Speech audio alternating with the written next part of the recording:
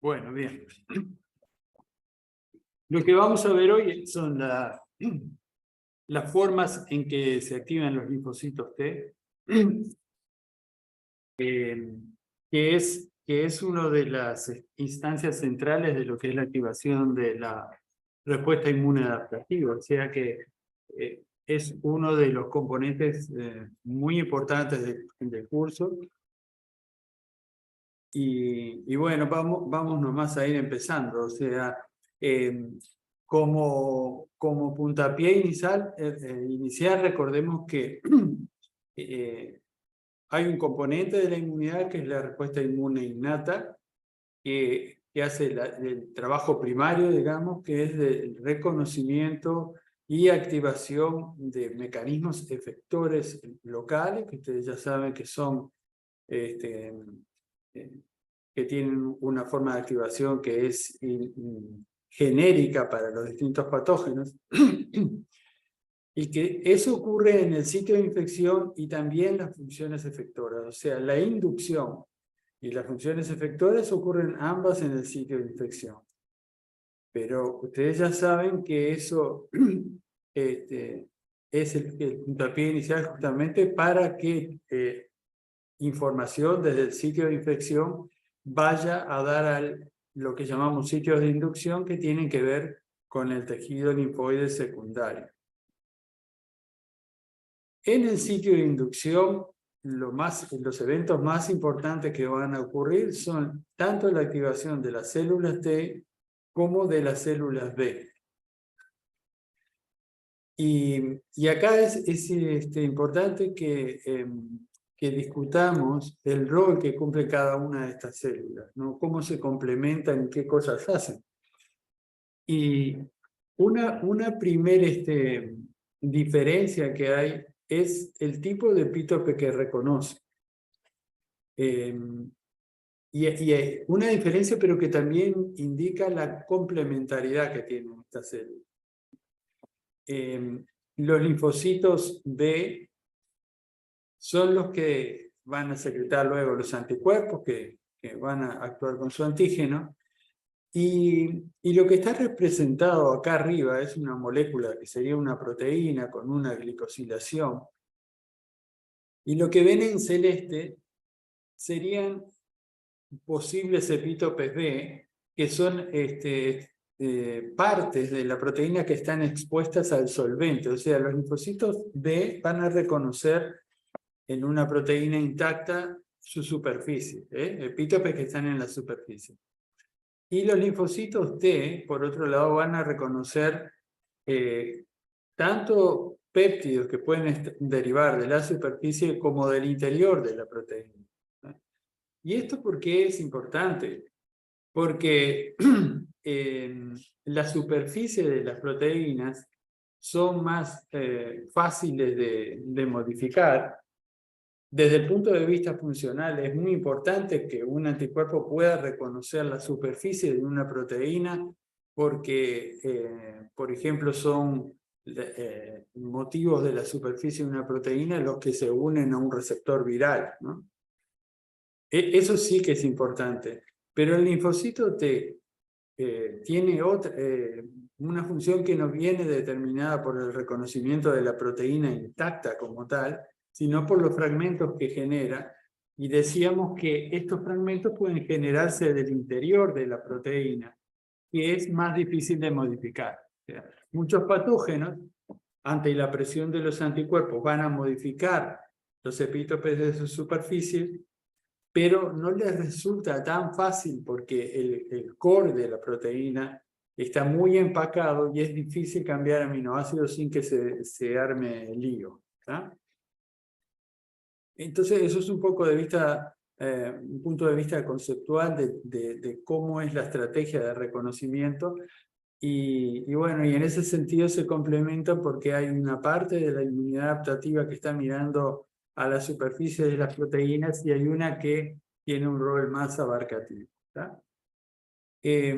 Bueno, y después, desde el punto de vista de los antígenos, sabemos que los anticuerpos pueden reconocer prácticamente cualquier tipo de antígeno, Mientras que el TCR, que es el elemento de reconocimiento de los linfocitos T, va a reconocer, como decíamos recién, péptidos, que serían estas estructuras, estos segmentos que están en rojos acá de la proteína, que son una secuencia contigua de aminoácidos.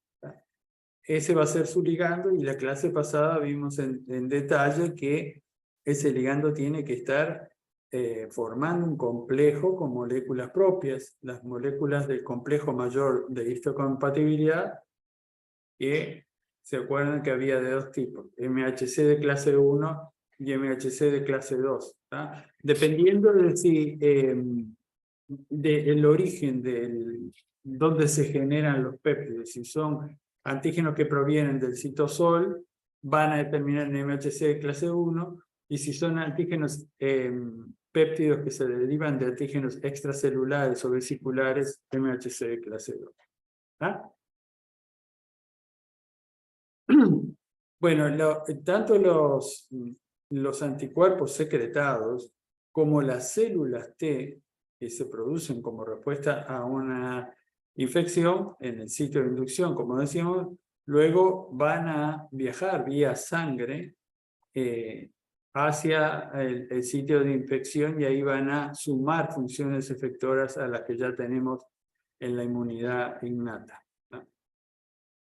Si bien hay un sitio de infección, el uso de los elementos que se generan en el sitio de infección va a ser en el sitio de inducción. Lo que se genera en el sitio de inducción van a actuar acá. Bueno, y el otro componente que también va a ocurrir es la generación de memoria, ¿no? Como resultado de la activación que ocurre acá. Así que lo que vamos a ver en la clase, después de esta definición inicial, es cómo circulan y dónde se activan los linfocitos T vírgenes, cómo se regula su activación y su diferenciación, cuál es el rol de los linfocitos T en la defensa contra patógenos, o sea, acá ya los vamos a ver en acción. Y bueno, después, ¿qué es y en qué consiste la memoria del linfocito T? Bueno, ¿cuál es el rol de los linfocitos T? Acá tenemos una imagen, que es de este libro que está acá, de Abbas, donde está esquematizado los distintos tipos de funciones que tienen los linfocitos T efectores. Si acá ya partimos de la base que en algún momento se activaron. Entonces, hay unos linfocitos que son colaboradores, que los vamos a ver siempre actuando con algún tipo celular. Y bueno, y como resultado de este diálogo, el linfocito T colaborador va a producir citoquinas que, dependiendo con la célula que esté interactuando, noten que la célula le está presentando péptidos a través del MHC, que en este caso es MHC de clase 2. O sea, esta célula le presenta péptidos que obtuvo de alguna forma, en este esquema no nos importa, y eso va a hacer que estas células generen citoquinas que van a tener un impacto directo en la célula. Por ejemplo, si es un macrófago, lo va a activar otro tipo celular que pueden recibir las citoquinas que se están secretando, también se van a activar, por ejemplo, indirectamente los neutrófilos. Los neutrófilos no le presentan, pero si hay presentación y se secretan ciertas citoquinas, también se van a activar. Y lo mismo pasa con las células B. Acá sí sería una célula B presentándole, bueno, se va a activar el linfocito B y va a producir anticuerpos. Después estaban los linfocitos T citotóxicos, que esto es directamente el reconocimiento a través del MHC de clase 1 conlleva la destrucción de las células. Y después tenemos linfocitos T que, en lugar de activar a las células en determinado contexto, van a hacer que otras células no no realicen su función de activación y va a haber una regulación negativa. Todo esto ya lo hemos comentado, pero está bueno que cada tanto repasemos un poco. Porque hoy justamente vamos a ir a ver, vamos a terminar viendo las distintas funciones efectoras luego que se activan. Pero entonces vamos a ver cómo se activan los linfocitos T. Y cuando decimos cómo se activan los linfocitos T, estamos hablando de cómo se activan los linfocitos T vírgenes. Generalmente vamos a hablar de eso. También los linfocitos efectores, luego que se activaron y diferenciaron, también tienen etapas de activación. Así que a veces hablamos de activación en ambos casos, pero si hablamos de activación en seco, de cómo se activan los linfocitos T, nos vamos a estar refiriendo a esto que vamos a ver ahora, que es la activación de los linfocitos T vírgenes. Y los linfocitos T vírgenes se producen en el timo, se generan en el timo. Hay un precursor que sale de la médula ósea y en el timo se va a diferenciar y producir linfocitos T vírgenes, o sea, linfocitos T que tienen un receptor generado al azar y que no sabemos si va a servir para algo, pero que eventualmente si encuentra un antígeno se va a activar. Y bueno, y el linfocito T que sale del timo va a tener una serie de moléculas que van a ordenar su migración a través del sistema circulatorio sanguíneo y del sistema linfático, ¿tá? Que como ya hemos comentado, son cosas que están conectadas.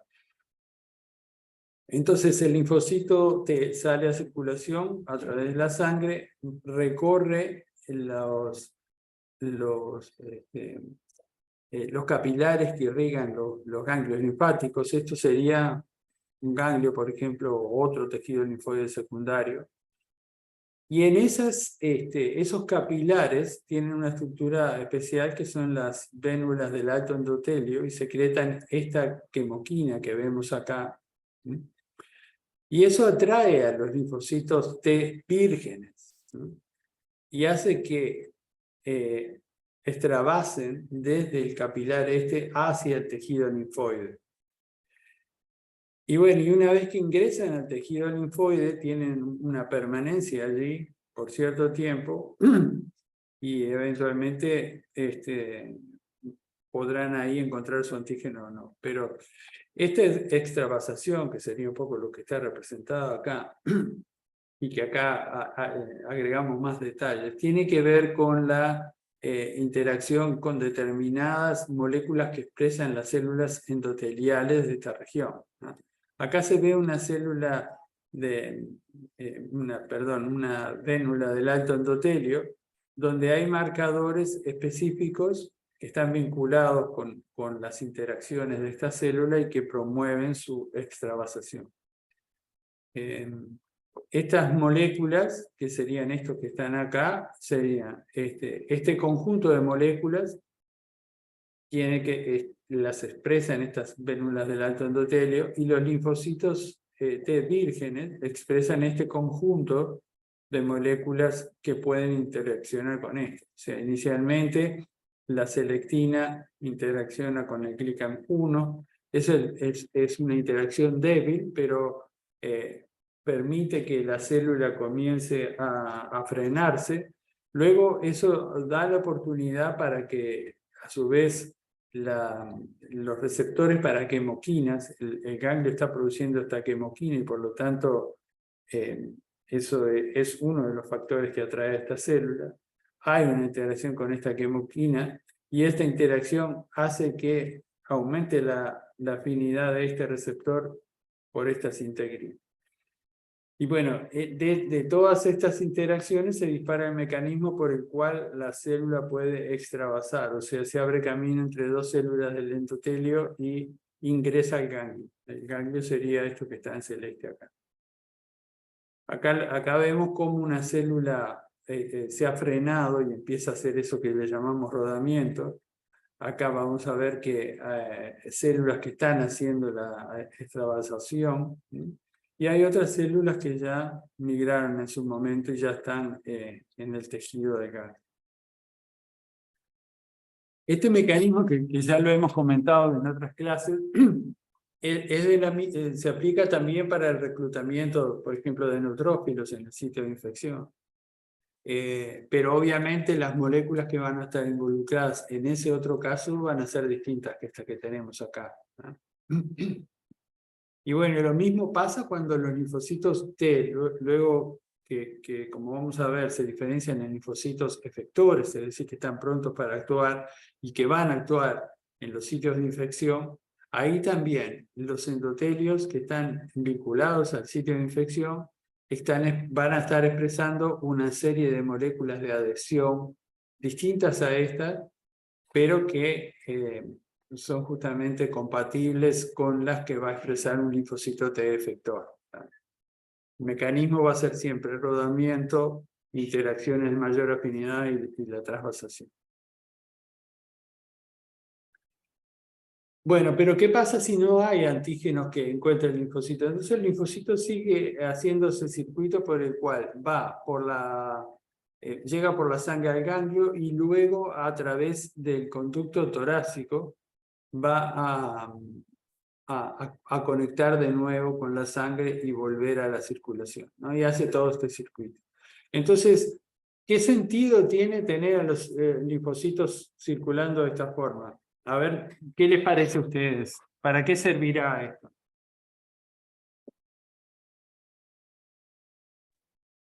Para que estén en una continua búsqueda Ahí está, de células presentadoras.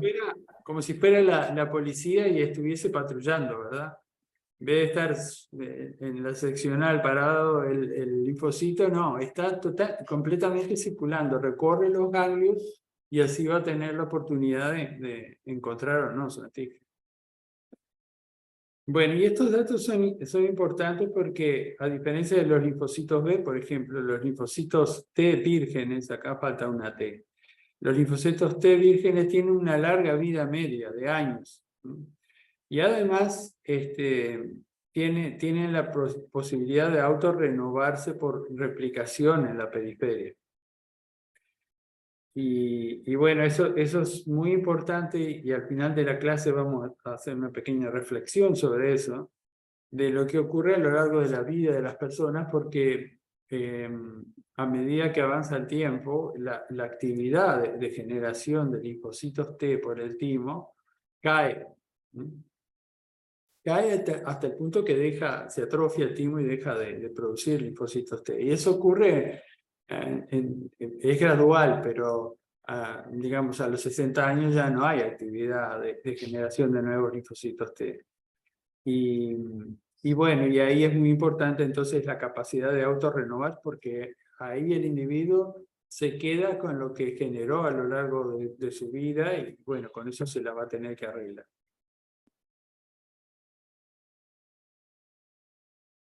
Bueno, veíamos la situación fisiológica, digamos, en la cual no hay, el linfocito anda patrullando ahí, pero bueno, y decíamos que si no encontraba nada hacía ese circuito, pero ahora queremos ir yendo hacia el punto de que sí encuentra algo. Y para eso precisamos el actor principal para la activación de los linfocitos T, que son células dendríticas.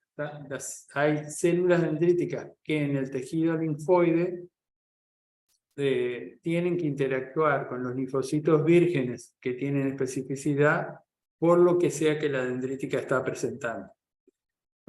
Y entonces, bueno, esta lámina la vimos también en la clase pasada, las dendríticas van a estar justamente en los sitios donde pueden estar ingresando los agentes infecciosos, y en ese sentido la frontera es el sitio más obvio y tenemos la piel acá, donde hay células de Langerhans, que son un tipo de células dendríticas. Hay otras células dendríticas también en la parte más interior de la piel. Y en el caso de los epitelios, este es el lumen donde seguramente va a haber microorganismos. Y bueno, y ahí también va a haber células dendríticas prontas para detectar cualquier anormalidad. Y bueno, las células dendríticas pueden migrar a los ganglios. Las células dendríticas son células residentes, o pueden generarse porque se reclutaron monocitos durante una infección y se diferencian. Pero si estamos en una situación de no infección, va a haber en el tejido células dendríticas. Estas células dendríticas, en condiciones normales, o sea, sin infección, cada tanto, digamos, en su proceso natural, van a madurar y migrar hacia el ganglio, ¿tá? Pero sin que eso implique activación, eso lo vamos a ver. O su migración al ganglio puede ser empujada por un proceso infeccioso, ¿tá? Entonces, vamos a tener una migración fisiológica a partir de un tejido normal, y acá la célula esta se va a ver cargado con los antígenos propios que había acá, y se va al ganglio, y ahí en lugar de activar a los linfocitos T que estén viniendo, si aparece algún linfocito T, y acá hago un paréntesis, que no debería aparecer, porque en el timo vamos a ver que hay mecanismos para evitar que aparezcan, que se generen linfocitos T que puedan reaccionar con los propios.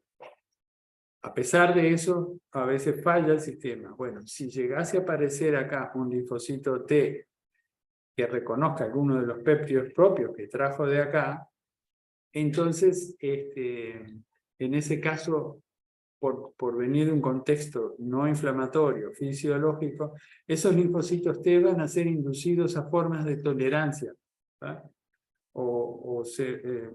Que vamos a ver un poco en la clase que viene, en la siguiente, ¿no?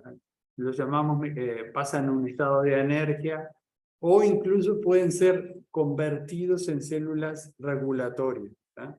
Pero ese es el tema que no vamos a ver hoy. Lo que vamos a ver hoy es la situación en la cual acá hay una infección, y por lo tanto esta migración hacia acá es empujada por la infección, acelerada por la infección.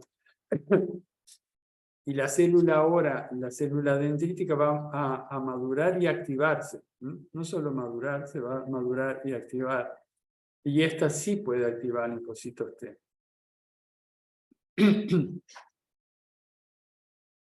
Bueno, entonces estamos viendo la situación en que vienen las células dendríticas, pero también viene antígeno, ¿tá? De hecho, lo primero que va a llegar es el antígeno a este sitio. Y bueno, a ver qué cosas van a ir pasando, ¿no?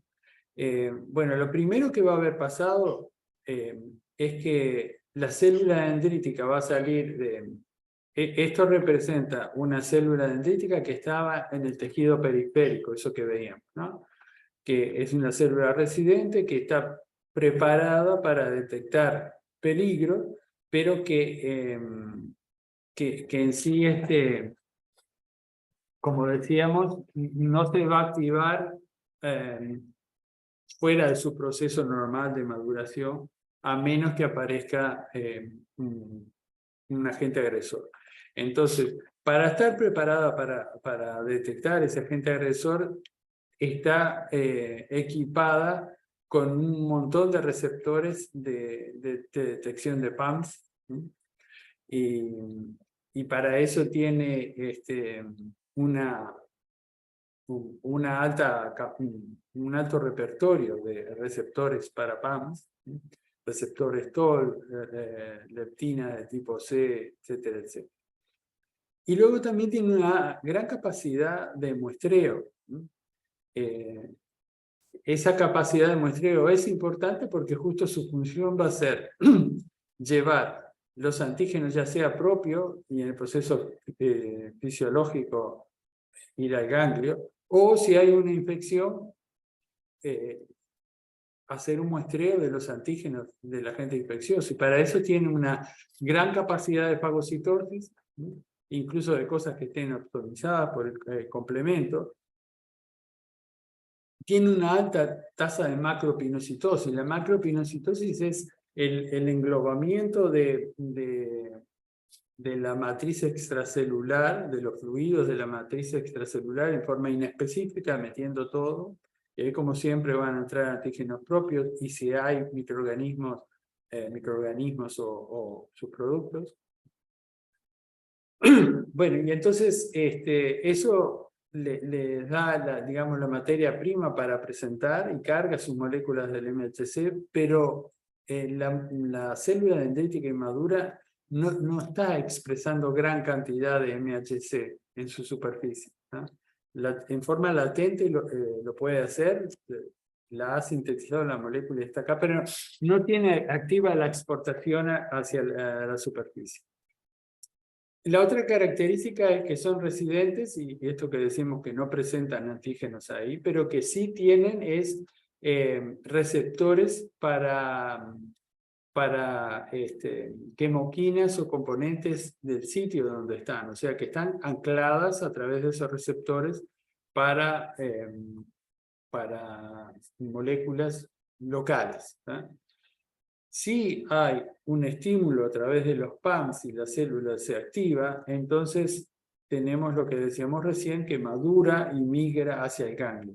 Y acá están todos los cambios que le van a ocurrir, que son como apagar los sistemas que tenía acá, o sea, disminuye la actividad fagocítica, cambia el receptor para quimioquinas y disminuye el de PAMs, aumenta la expresión de MHC, ahora sí queremos que sea presentadora, aumenta el tropismo por citoquinas del ganglio.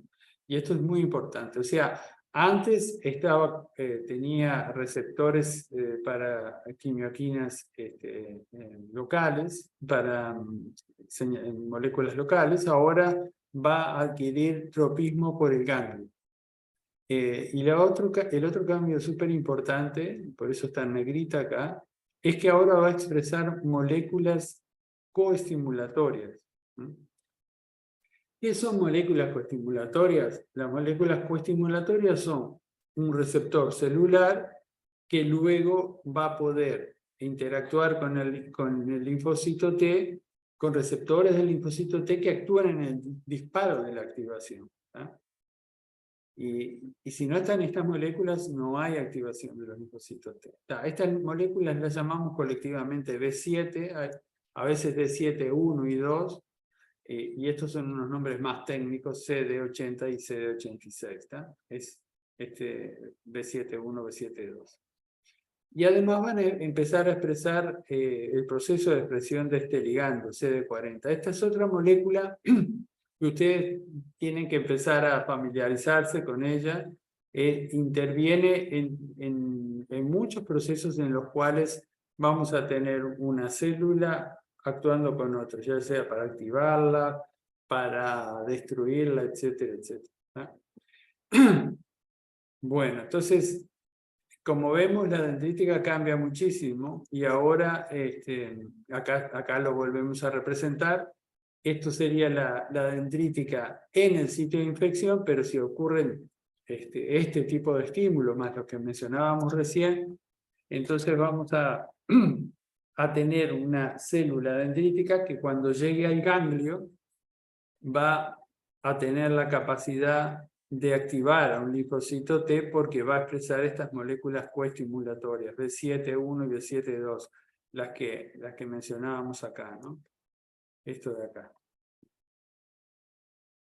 Ahí está. Entonces, esas moléculas van a permitir a través del contacto con CD28 activar al linfocito T. Bueno, esto es fundamental que lo tengamos siempre bien claro para cuando estamos hablando de los procesos de activación de linfocitos T virgen. Bueno, hace un ratito decíamos que los linfocitos ingresan por estas células del alto endotelio y si no hay nada se terminan yendo por los linfáticos eferentes. Y bueno, pero ¿qué pasa si del sitio de infección está viniendo antígenos y citoquinas, ¿no? Ambas cosas. Y van a llegar citoquinas proinflamatorias. Entonces, acá hay células dendríticas que son residentes y que están en estado inmaduro, pero pueden empezar el proceso de activación, porque está viendo esta llegada, que es un poco lo que hace esta pregunta retórica, ¿no? ¿Cómo pueden estas células dendríticas activar a linfocitos T antes cómo se pueden activar linfocitos T antes de que lleguen las células dendríticas al sitio de infección? ¿Cómo pueden estas células dendríticas activarlos? Porque estaban en un estado inmaduro. Y bueno, la respuesta es que lo hacen porque al llegar las citoquinas proinflamatorias, como veíamos recién, la célula dendrítica inmadura tiene receptores para todos estos componentes proinflamatorios y por lo tanto también receptores para PAM y por lo tanto se van a poder activar ahí en el momento. ¿Tá? Pero luego vienen las células dendríticas ya polentas con la carga inicial, con la activación en el sitio de infección, que digamos, estas son las que tienen el mayor grado de activación, si se quiere. Y bueno, estas células dendríticas o estas se van a encontrar con el linfocito que llegó por linfocito virgen, célula T que llegó por las células del alto endotelio, y le van a presentar antígenos. ¿Tá?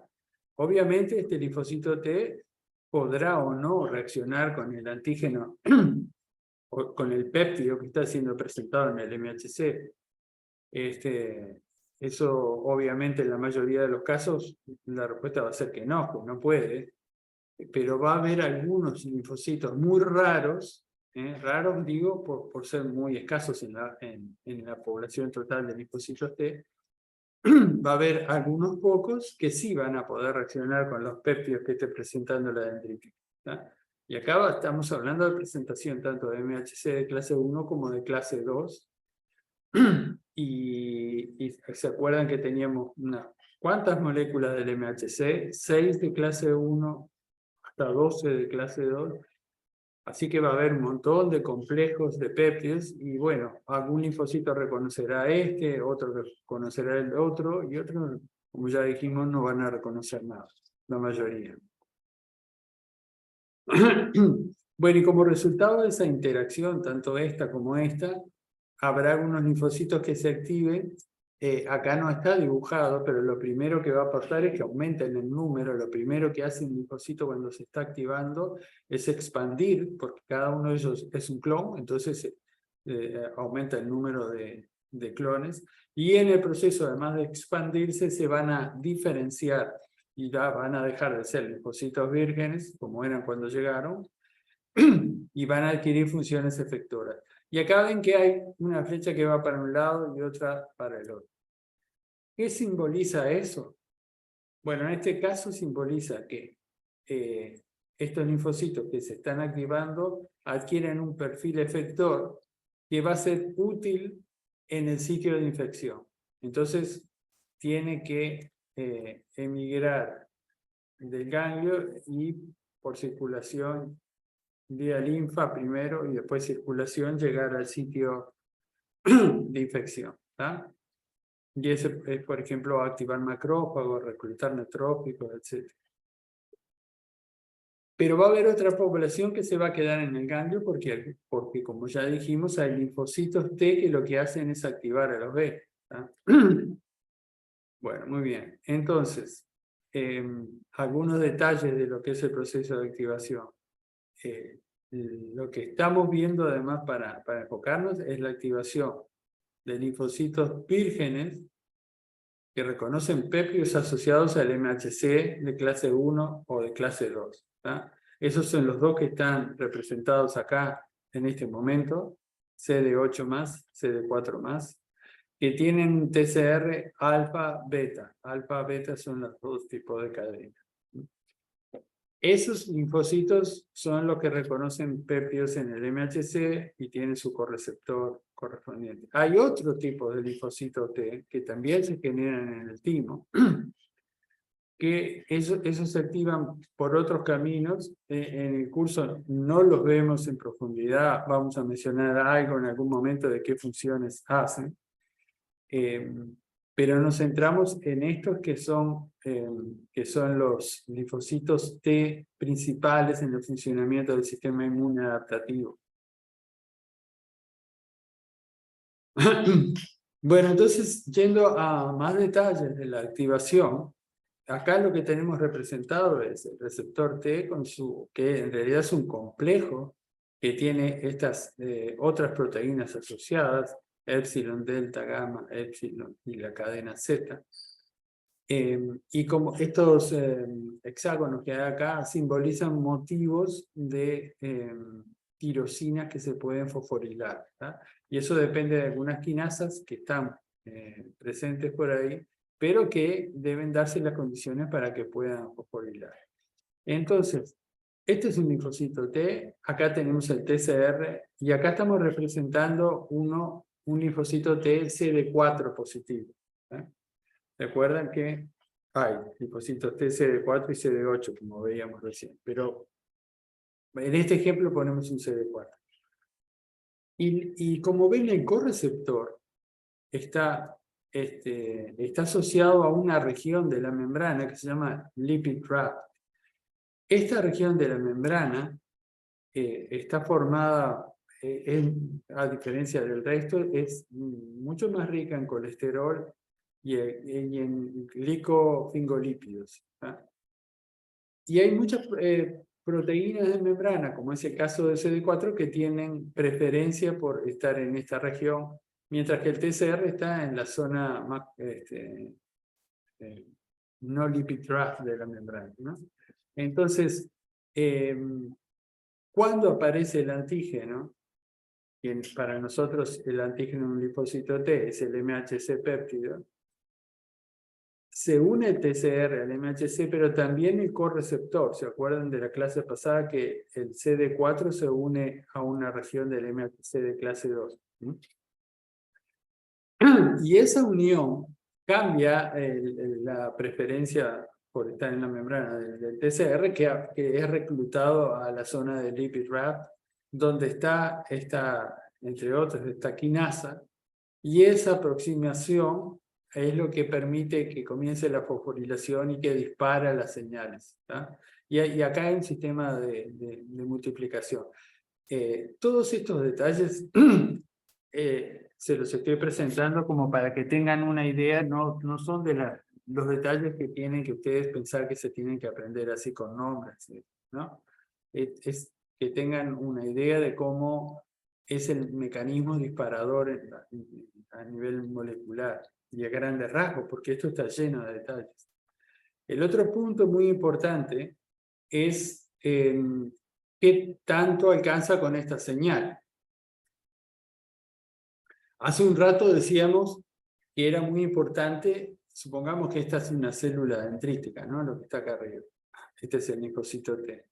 Hace un rato decíamos que era muy importante que hubiese expresión en la dendrítica de moléculas activadoras, coestimuladoras, las que llamamos B7. Entonces, esto da lugar a una primera señal, pero no es suficiente para activar la célula T. Requerimos la segunda señal, esta que decíamos, que es la interacción de B7, que la dendrítica no empezó expresa porque viene en un sitio de infección, y B7 interactúa con CD28. Y CD28, cuando se activa, coordina las moléculas adaptadoras que dan lugar a la señalización para que se active el linfocito T. Y lo primero que le va a pasar a un linfocito T que se activa es que va a empezar a producir interleuquina 2, que es un factor de crecimiento, va a promover la sobrevivencia a través de la expresión de este elemento de transcripción, y va a aumentar la glicolisis. También vamos a ver que aumenta el receptor para la interleuquina 2. Entonces, esto es muy poderoso como mecanismo de señalización, o sea, la señal que se genera con esta combinación es muy fuerte, y hay reportes de que un número tan bajo como 10 interacciones del TCR con un péptido MHC pueden disparar el proceso de activación. Como vamos a ver enseguida, el proceso de las interacciones que intervienen en la interfase, lo que sería esto que está acá, que nosotros siempre lo dibujamos así, como un redondel con un receptor enorme acá. Esa interfase en realidad es una interfase donde hay millones de moléculas acá, ¿no? Pero lo que estamos hablando es que con 10 es suficiente, pero hay otros, el número enorme de moléculas que hacen contacto también y que ayudan a que se establezca ese contacto entre el linfocito T y el linfocito y la célula presentadora. Bueno, acá hay algunas de esas moléculas, y como ven, inicialmente ahora tenemos a la célula presentadora acá abajo y al linfocito T acá arriba. Y el linfocito T tiene todas estas moléculas, que algunas son integrinas, ¿no? Acá sí está el TCR, B7. Tiene todas estas moléculas distribuidas. Algunas de estas moléculas participan en la inhibición, o sea, la región citoplasmática de alguna de estas moléculas es un inhibidor de la fosforilación que dispara la señal por el TCR. Pero cuando se forma la interacción acá, que es lo que estaríamos viendo acá, donde está la interacción, acá ven que está el TCR, MHC y B7, estos vienen acá, junto con algunas moléculas como CD2, esas se concentran acá, pero otras quedan excluidas de esa región, ¿no? Y bueno, al ser reclutado a esta región de lipid raster, el TCR se aleja de estas y eso favorece también la fosforilación aquí, ¿tá? Pero estas moléculas que están interactuando suman también a la interacción, es lo que le decía. A esa interacción va a haber un montón de moléculas además del TCR interactuando. Bueno, como resultado de este mecanismo, que como dijimos, no nos importan los detalles, sino más o menos conceptualmente, saber que hay un ordenamiento o reordenamiento de la distribución sobre la membrana celular que permite la fosforilación, que hay otras moléculas que participan en la interacción célula presentadora linfocito T, que llamamos la sinapsis inmunológica.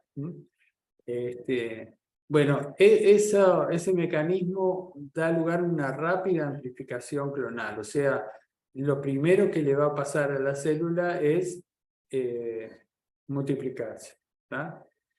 Y eso ocurre porque cuando se dé la activación se van a transcribir muchos genes, pero hay dos muy importantes que son la interleuquina 2, que está acá, este triangulito está representado, y este es el receptor de la interleuquina 2, que acá está en más detalle. La célula virgen expresa receptores para la interleuquina 2, pero son de muy baja afinidad, ¿no? O de moderada afinidad. Pero si la célula expresa además el componente alfa del receptor, acá el receptor completo, digamos, son 3 unidades, acá hay solamente 2. Si se expresa esta además, entonces la afinidad aumenta muchísimo por la interleuquina 2 y es captada con mucha eficiencia. Como resultado de esta activación y del proceso de proliferación, las células empiezan a reproducirse a una tasa muy alta, con tasas de duplicación de este orden, y eso lleva a que rápidamente haya una expansión clonal bien importante y un aumento exponencial en el número de células, ¿no? Que como ven ustedes, acá están los CD4 y los CD8, que son los que tienen que actuar como linfocitos citotóxicos, aumentan todavía mucho más rápido.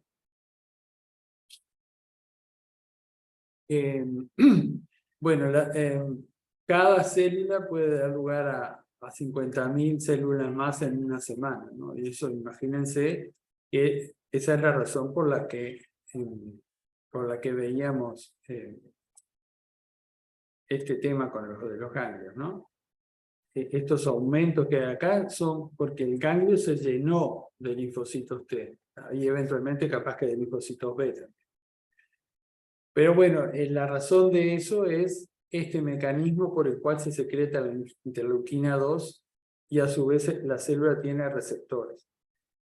Y acá hay un paréntesis que es interesante, que es, uno podría, si estuviera mirando cómo es el diseño acá, diría, pero ¿por qué la célula secreta interleuquina 2 y hace un receptor para unirla? ¿Por qué no tiene algún circuito de señalización interna más directo? O sea, ¿por qué vamos a esperar a que se produzca interleuquina 2, que se una al receptor y que el receptor señalice para que haga nuevas modificaciones en el fenotipo de esta célula, ¿no?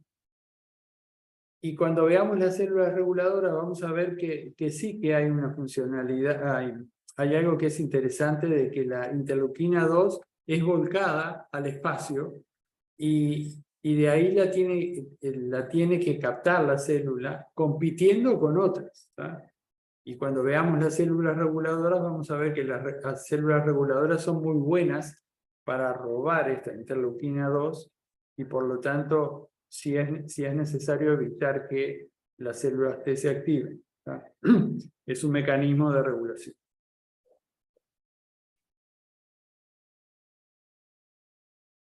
Bueno.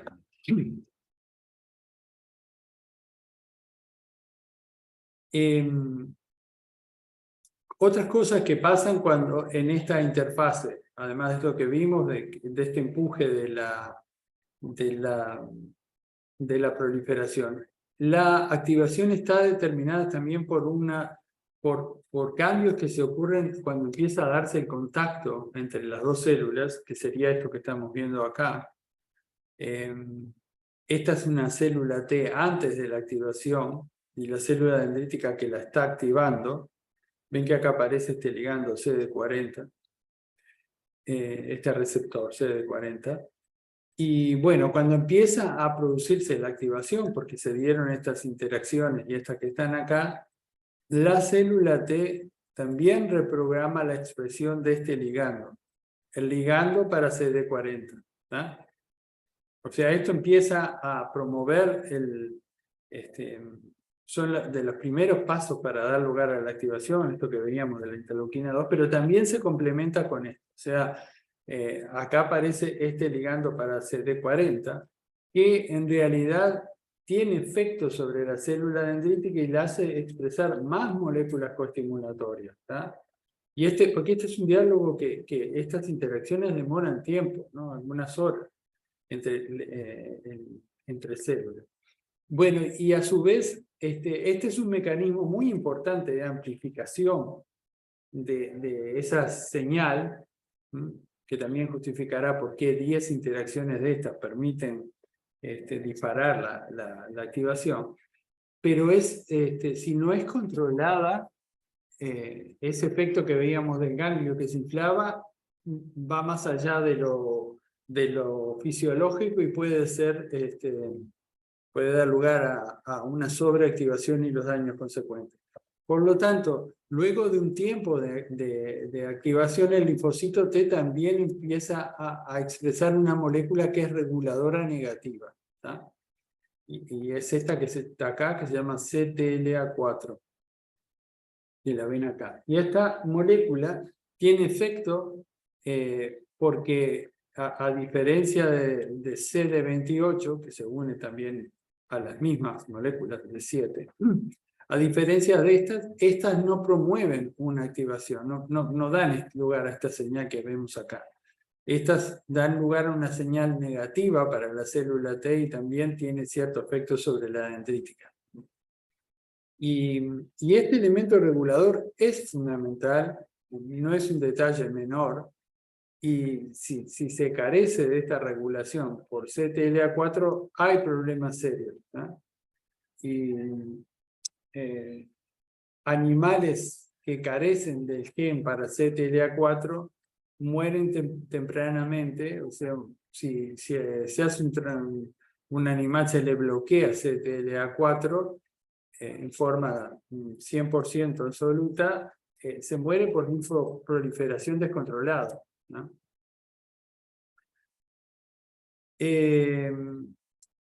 CTLA4 fue una de las primeras moléculas que se usó en terapia, en inmunoterapia, porque si uno bloquea CTLA4 aumenta la inmunidad, ¿no?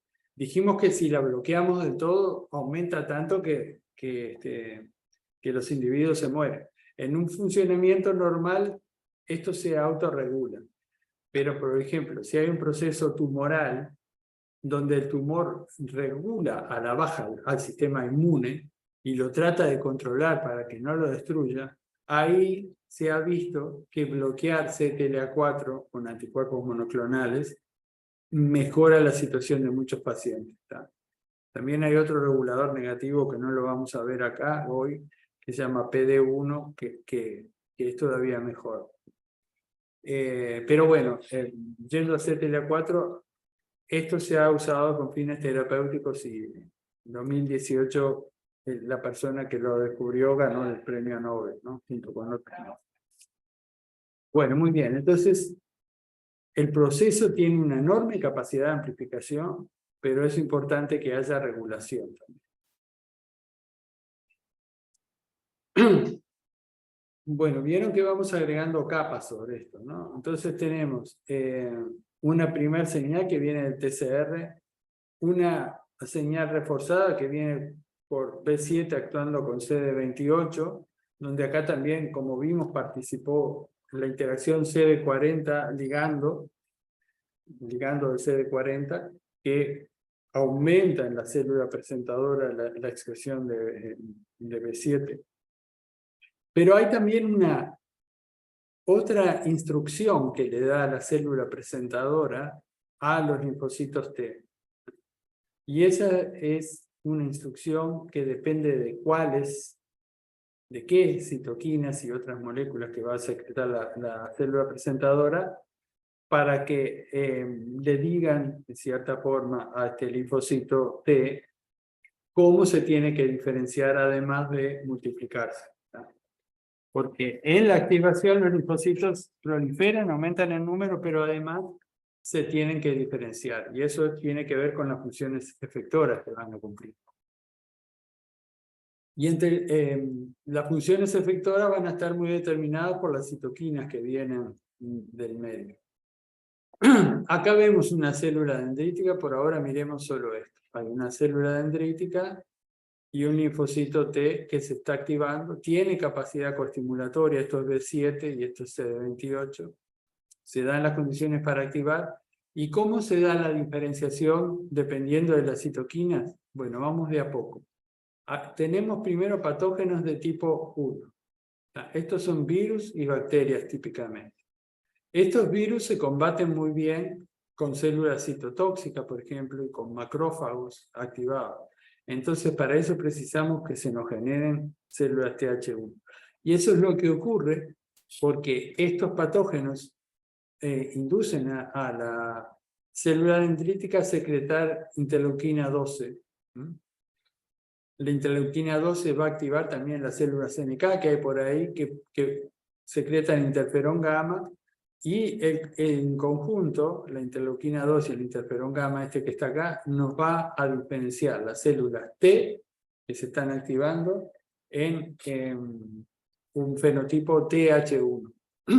Aparece este factor de transcripción característico, TBET, y bueno, y estas células efectoras se caracterizan por secretar interferón gamma. Si tenemos células como agentes infecciosos, helmintos, gusanos, o tenemos insectos, estos son, no son microorganismos, son macroorganismos.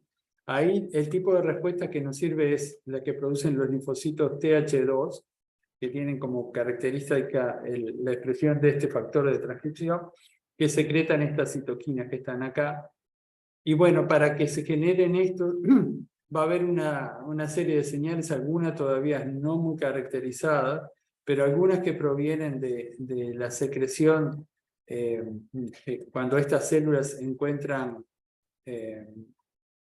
sus receptores para PAM son activados, o hay también células NKT que reconocen a través de sus TCR lípidos asociados a estos parásitos, y eso dispara la diferenciación de los linfocitos T al TH2. Y también tenemos, en el caso de bacterias extracelulares y hongos, la producción de linfocitos TH17, con este factor de transcripción, que resultan de la presencia de interleuquina 6, que estos patógenos la van a promover. TGF-beta es común que haya en los tejidos, y interleuquina 23 también la producen los macrófagos que fagocitan estos parásitos. Y eso nos va a dar entonces TH17. ¿Tá? ¿Qué hacen cada una de estas? Vamos a ver un poco rápido. Las TH1 orquestan la respuesta contra este grupo importante de patógenos a través de la secreción de interferón gamma. Hay muchos patógenos que han encontrado mecanismos para evitar el poder destructivo de los macrófagos. Y estos incluyen, por ejemplo, todos los microorganismos que están listados acá, y hay otros más claros, donde, por ejemplo, está el agente causante de la tuberculosis, ¿no? Que es capaz de sobrevivir en las vesículas fagocíticas de los macrófagos, y proliferar ahí, de ahí ir a infectar otras células. Bueno, entonces, si de esos microorganismos, cualquiera de estos u otros que el macrófago haya fagocitado, presenta péptidos en el MHC, un linfocito T efector CD4 positivo, que se diferenció con un perfil TH1, puede, a través de esta interacción con el macrófago, vean que hay CD40 ligando y CD40 acá otra vez actuando, pueden empezar a secretar interferón gamma. ¿Tá? Y la secreción de interferón gamma tiene un efecto sobre este macrófago y le aumenta la capacidad destructiva, pero también tiene efectos sobre otras células, como los linfocitos T, citotóxicos y las células NK, que también los promueve a que secreten interferón gamma. O sea que hay acá una etapa de amplificación enorme de producción de interferón gamma que a su vez repercute sobre el propio macrófago. Y bueno, los macrófagos activados con interferón gamma, que sería esta situación, pueden librarse de la micobacteria que está teñida acá, ¿la ven? Estos son experimentos in vitro. Y bueno, a su vez los macrófagos, además de activarse y aumentar su poder destructivo, secretan una serie de quemoquinas o citoquinas, como vemos acá, que por ejemplo estas quemoquinas reclutan más monocitos y células dendríticas, activan neutrófilos a sí mismos y a otros macrófagos, y bueno, y también promueven la secreción de citoquinas que activan los linfocitos T citotóxicos y suman a esta activación. Y estos después participan en la destrucción de células infectadas y suman a la respuesta. Eso es típicamente lo que ocurre con la respuesta TH1, y acá tienen las acciones, las actividades principales de los macrófagos activados. Bueno, todo esto que está acá son propiedades vinculadas a la actividad de los interferones de tipo interferón gamma.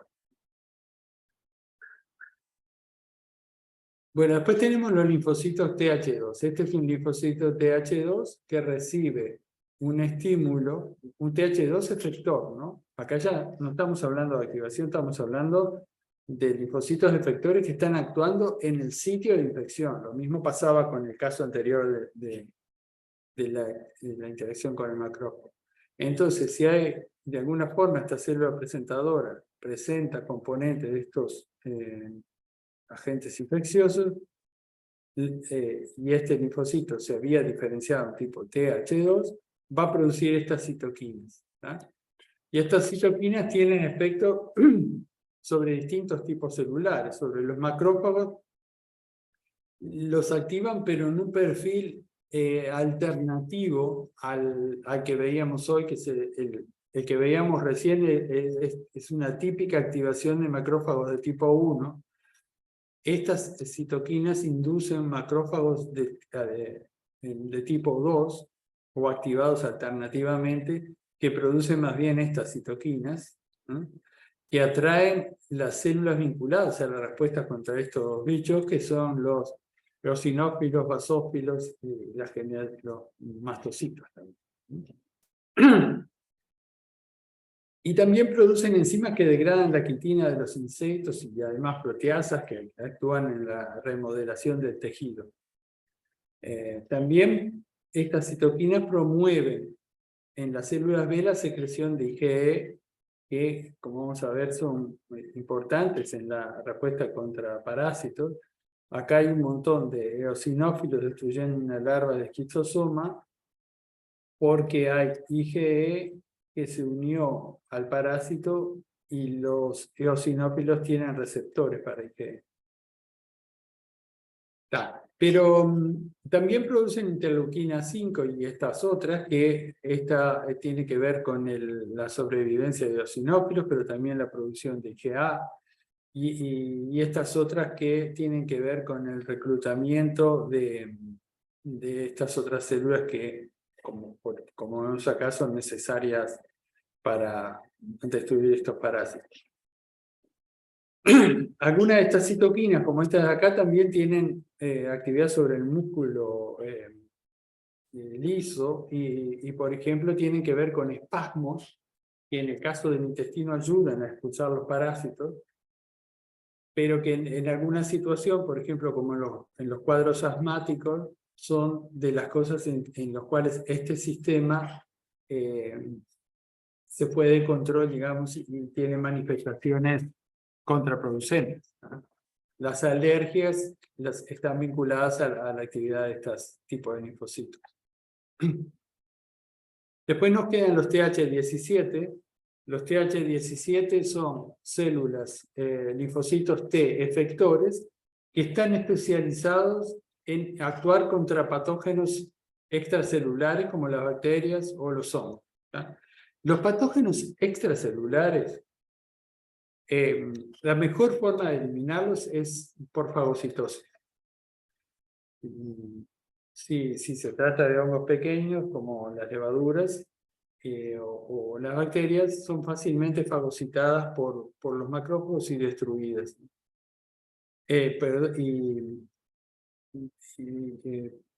el elemento principal, que también cumple lo mismo, es decir, fagocitosis y destrucción, es el rol que cumplen los neutrófilos.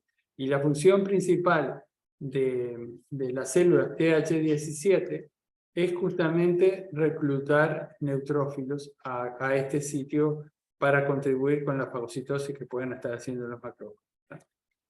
Entonces, si un macrófago está en un tejido y está fagocitando estos elementos, va a presentar péptidos a estas células y secretar interleuquina 23.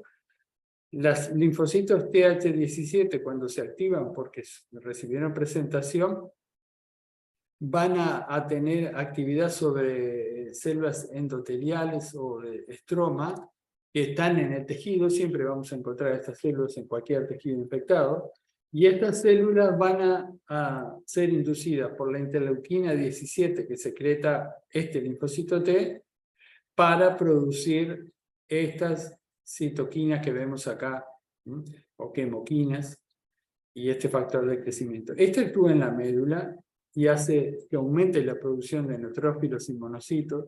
Los monocitos son precursores de los macrófagos, los neutrófilos directamente van a actuar acá. Esta quemoquina los va a atraer a la zona de infección Y bueno, esto participa entonces en el procesamiento de estos agentes infecciosos, porque va a haber neutrófilos, montañas ahí participando en la fagocitosis. A medida que los macrófagos realizan su proceso, se activaron, etcétera, luego van a generar cuerpos apoptóticos que van a ser luego un elemento de regulador negativo. Muchas infecciones dan lugar a una activación de células TH17, pero luego evolucionan produciendo otras citoquinas que son inhibidoras también de estas y que hace que pueda cambiar el perfil en otra dirección.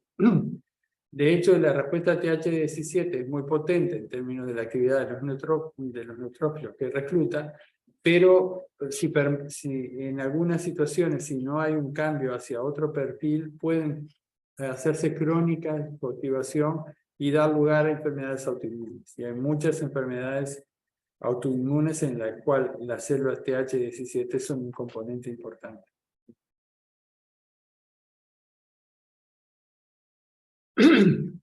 Bueno, además de las células CD4, estas que tenemos acá, que pueden ser TH1, TH2, TH17, como vimos, los linfocitos T se pueden diferenciar también en linfocitos T reguladores. Eso ocurre más bien en la periferia. Y bueno, y tiene un rol en el control de las respuestas. Sin linfocitos T reguladores, los organismos no funcionan. El sistema inmune nos mata si no tenemos células T reguladoras. Y las otras células T que se diferencian también luego de la activación es a un perfil de células T foliculares que son las que colaboran con los linfocitos B. Esto lo vamos a ver en la clase que viene en detalle. Hoy solo lo mencionamos acá.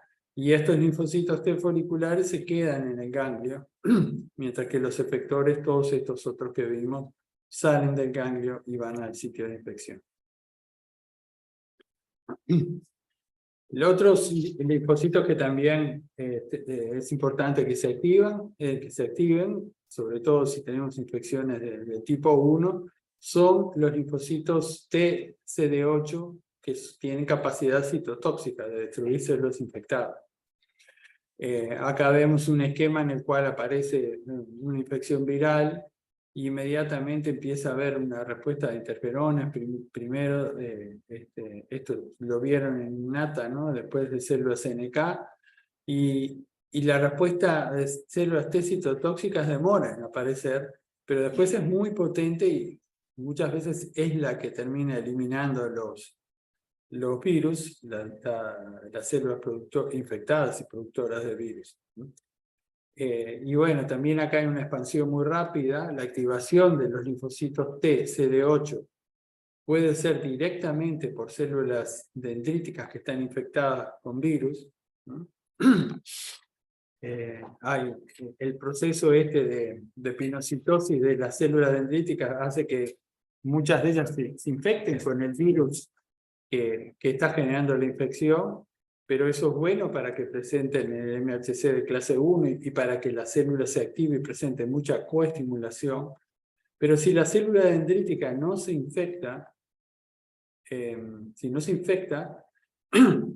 la capacidad de activar directamente a la célula CD8 puede no ser suficiente, como lo ves acá, pero si esta célula dendrítica está interactuando además con un linfocito T, CD4, como resultado de esto, ya vimos que aumentaba la capacidad de coestimulación de B7 y ahí sí pueden activar a los linfocitos TSD8.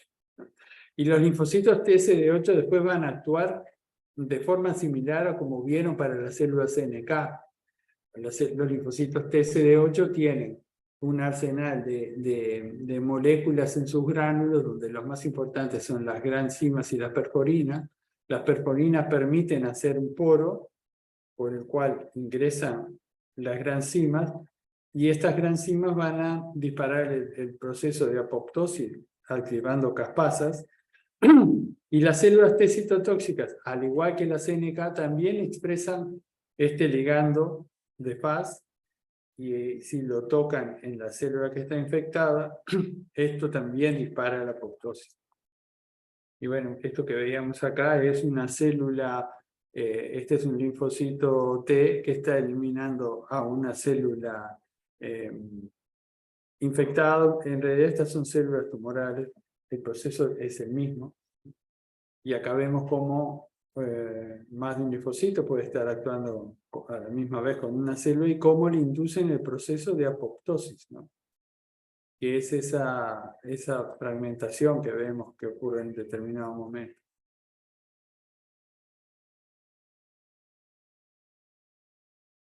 Bueno, de esa forma acabamos de repasar un poquito cómo, dependiendo del tipo de patógeno, tenemos distintas formas de actuar, y eso depende de distintos perfiles de linfocitos T, ya sea TH1, TH2, TH17 o linfocitos CD8 citotóxicos. Al sistema inmune le cuesta aprender a lidiar con estos patógenos, y una vez que aprende, una de las características que ya hemos comentado varias veces, y que ustedes obviamente saben, es que tiene memoria. ¿Qué quiere decir que el sistema inmune tiene memoria? Básicamente es que guarda alguna de esas células de alguna forma para actuar en el futuro si vuelve a aparecer el mismo agente. Entonces acá nosotros tenemos las células efectoras, esto es lo que estuvimos viendo hasta ahora, son células que en realidad en su mayoría van a ser células terminales, o sea, estas no son, la mayoría no son células que van a perdurar en el tiempo. Precisamos un altísimo número, ese altísimo número no se puede sostener porque si no explotaríamos de células.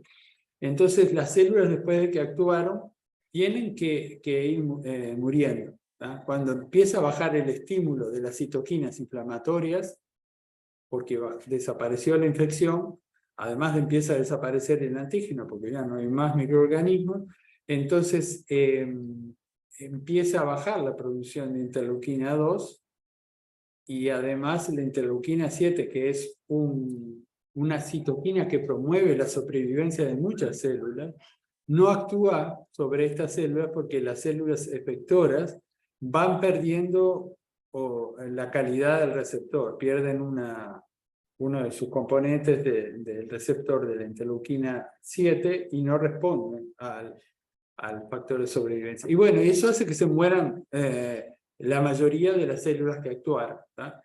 Pero parte de las células que actuaron, cuando se estaban generando, no todas fueron hacia el mismo perfil, y algunas, por procesos poco comprendidos, toman otro camino, ¿no?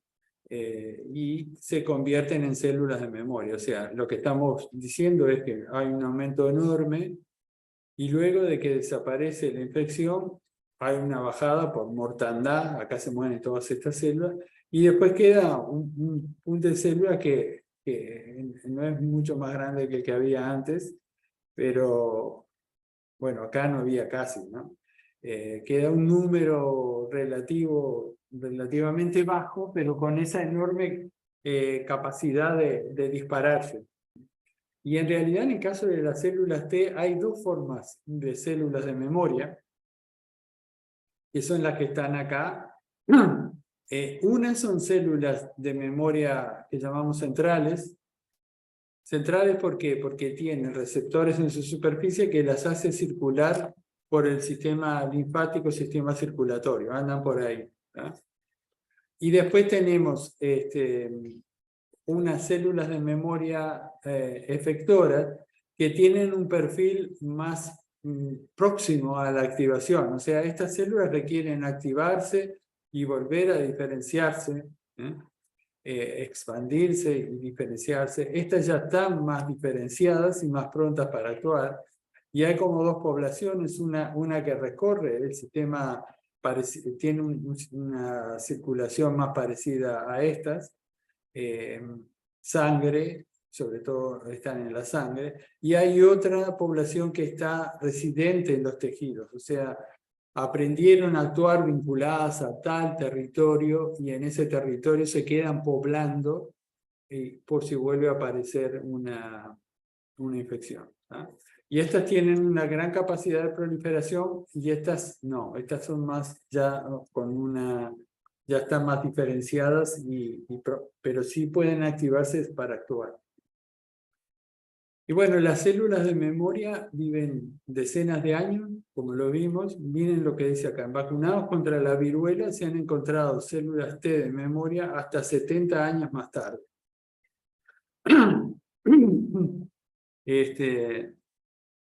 La vacunación contra la viruela terminó hace bastante. Hay muchos países que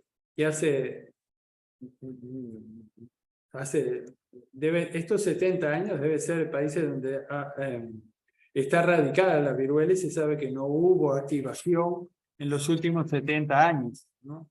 Porque si no podría ser que esas células existían por activación. Pero en estos datos deben surgir de individuos que hace 70 años que no tuvieron contacto con la infección y con la vacunación. Bueno, y finalmente quiero comentarles un poco cómo es que va cambiando a lo largo de los individuos la población de células T.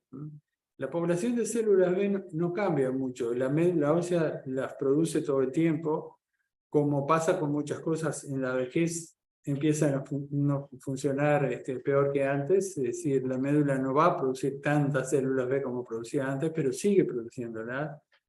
Pero como dijimos, el timo desaparece a los 60 y en realidad empieza a declinar después de los 20 años. Entonces, acá lo que está esquematizado es lo que sería la vida de una persona, la vida media, típica de una persona que llega hasta los 75 años, pongámosle. Y este punteo es qué tan susceptible a las infecciones es. Y como ven, cuando recién nacemos, somos muy susceptibles a las infecciones, pero rápidamente cae esa susceptibilidad y luego aumenta gradualmente. Acá cae muy rápido porque enseguida el sistema inmune empieza a entrenarse, a reconocer y empieza a acumular células de memoria. Que ven que son estos son las células de memoria totales del organismo y estas son las que están en circulación. Empieza a acumular células de memoria y al final, en el porcentaje de células que tenemos en circulación, de los linfocitos T que hay en circulación, o si queremos mirar del total de linfocitos T que tenemos, pero centrémonos en circulación. En circulación acá tenemos muchas células y acá de memoria, no estamos hablando de memoria, y acá son pocas. Pero acá hay muchas células que no son vírgenes, acá no está graficado, mientras que acá no. Entonces lo que pasa a lo largo de la vida es que las personas veteranas acumulan células de memoria y van perdiendo las células T vírgenes. Entonces por ejemplo, miremos ahí en esta etapa de la vida, somos relativamente buenos a reaccionar, acá estamos en la plenitud todavía, pero tenemos muy buenas células de memoria y todavía hay células para responder contra infecciones nuevas, ¿no? Pero a medida que pasa el tiempo, cada vez solo nos quedan las células de memoria y menos capacidad de enfrentar desafíos nuevos.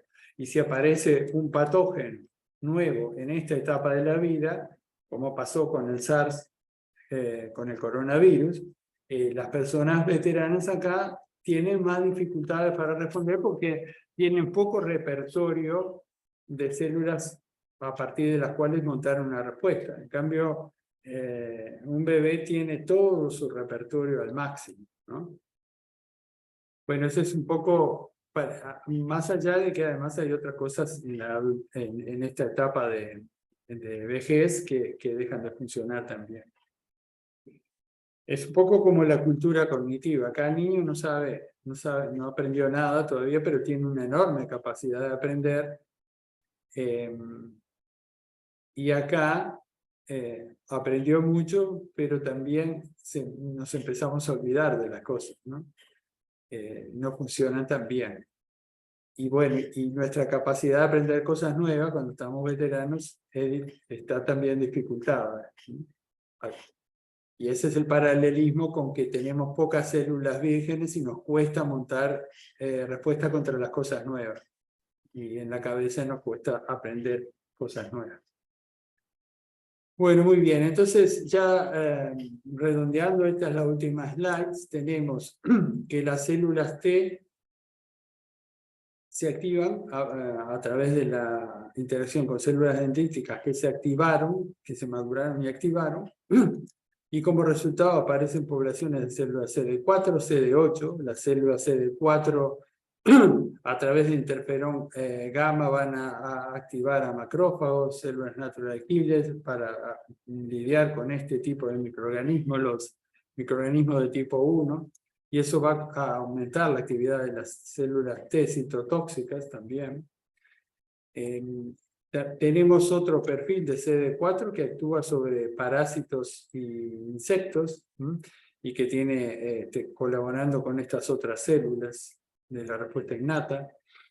Tenemos otra rama de la CD4 que activa a través de la secreción de interleuquina 17 células comunes del tejido, como células del estroma, van a promover van a hacer que estas células secreten quemoquinas que reclutan neutrófilos, factores de crecimiento en la médula que produzcan neutrófilos, y los neutrófilos son muy buenos para fagocitar y destruir estas bacterias. Ya mencionamos que va a haber unas células que vamos a ver la clase próxima de CD4, que son las foliculares, que activan a los linfocitos B para que se diferencien y produzcan sus anticuerpos. Y que también hay algunas células CD4 que tienen un perfil regulador, es decir, en lugar de hacer todo esto de activar, ponen en un freno a la activación desmesurada de estas células. Y finalmente, en todos los casos, tanto en este como en esto que estamos viendo acá, va a haber alguna de estas células que se conviertan en células de memoria para una mejor respuesta en el futuro. Bueno, y con eso terminamos las clases. Yo les abro acá la posibilidad de que si quieren hagan alguna pregunta.